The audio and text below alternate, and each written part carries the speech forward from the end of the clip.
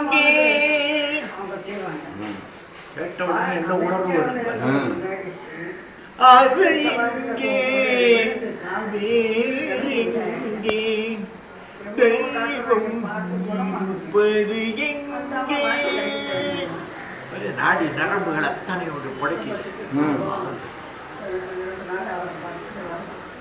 அப்ப அந்த வயது இருந்தது. அந்த வயதில் பாடினா குரல் மாறவில்லை, ஆனால் அதை தாங்கிறதுக்கு சக்தி இல்லை.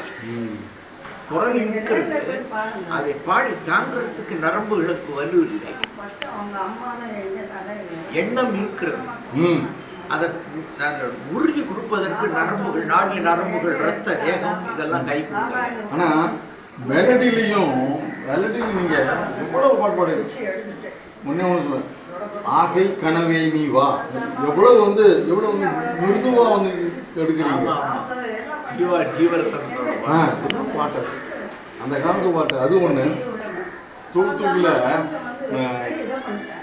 கண்வழி புகுந்து கருத்தனில் கலந்து, அதெல்லாம் ரொம்ப இது சுஸ்தாயையும் பாடி இதையும் பாடி கிரேட் பகவானுடைய செயல் சார். பகவான் இப்படி உங்களை போன்றவர்கள்லாம் பேசுவதற்கு நான் கொடுத்து வச்சிருக்கேன். எங்களோட வாக்கியம் சார். நீங்க இருந்த காலத்துல நாங்க இருக்கோம். நீங்க மற்றவர்களையும் இப்படி போய் பேச முடியுமா? முடியாது. அதுல பேச நீ எதுக்காக நமக்கு சம்மந்தம் இல்லாத விஷயம். நீங்க ரசிச்சு ஒரு என்ஜாய் பண்ணி, ஆஹா அந்த புனிதவான் பாடியவனை போய் பார்த்துட்டு வந்துடும் அப்படிங்கிற ஆசையோட, அதுக்கு எவ்வளவு பிரியமா இருக்கு.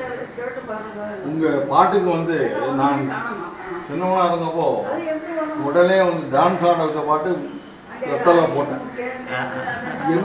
அது ஒரு 2 years பேக் 4 பேர் பாடுறானுங்க. ஒருத்தரும் உங்களோட அந்த ஸ்டைல் வரல. அந்த ஸ்டைலே அந்த ஸ்டைலே எல்லாத்துலயும் இங்கதான் அடுத்த வீட்டுக்கு தான். சந்தோஷம் சார். உங்களுக்கு ஆயுச ஆரோக்கியமும் இறைவனும். நேற்றுதான் இங்க குரு மாதிரி இருக்காரு. ஆமா ஆமா. ரிஷப லக்னம், பாகிஸ்தானம் 9 சுக்கிரன் இருக்கிறார். அவருடைய அது பாகிஸ்தானத்திலேயே உட்கார்ந்துருக்காரு. அது 9வது இடம் பாகிஸ்தான். சுக்கிரன் அசுரகுரு. அந்த அசுரகுருவே அந்தந்த இடத்துல உட்கார்ந்துருக்கார். லக்னாதிபதி லக்னத்தை பார்க்கிறார். இப்ப தட்சிணாமூர்த்தி வந்தாச்சு. தட்சிணாமூர்த்தி குரு பார்வையும் வந்தாச்சு லக்னத்துக்கு. அப்ப என்ன பலன் எப்படி இருக்கும்? அவர்களுடைய ஆட்சியில சவுந்தரராஜன் வந்திருக்காங்க. அப்ப அவர்களுக்கு கொடுக்குற மரியாதைன்னா இவருக்கு வரணும். ஜோசியம் பொய் அல்ல. நடக்கும் போது அனுபவிச்சுட்டு 86 வயசு வரும்போது இவனுடைய வாழ்க்கை எப்படி இருக்குங்கிறது ஜோசியத்தை ஆராய்ச்சியிலேயே வந்துகிட்டேன். 5 வயசு இல்லையே, 86 வயசுல இருந்து ஆரோக்கியமா இருந்துட்டு இருக்கேன். சொற்கள் பிசகவில்லை, போய் என்று இழுத்து பேசவில்லை.